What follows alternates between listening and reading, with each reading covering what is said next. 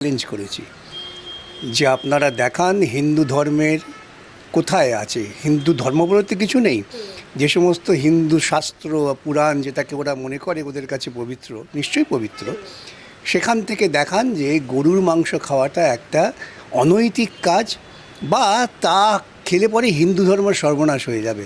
আজ পর্যন্ত কেউ দেখাতে পারেননি, প্রথম কথা। দ্বিতীয় কথা, আসলে ওরা ওদের অপরাধটাকে আড়াল করতে চান। ওরা কি অপরাধ করেছেন? যে একজন মানুষ তার বাড়িতে গরুর মাংস আছে, কার বাড়িতে ফ্রিজে কি থাকবে সেটা তো বাইরের লোকের কোনো উৎসাহ দেখাওয়া দরকার নেই, কিন্তু একজন মানুষের বাড়িতে গরুর মাংস পাওয়া গেছে এই অভিযোগে সেই মানুষটাকে পিটিয়ে মারা হলো।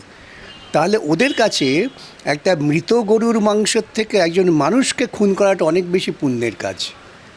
তো এই ধরনের অমানবিক যারা বা এই ধরনের পশুবৃত্তি যাদের, তাদের বিরুদ্ধে প্রতিবাদ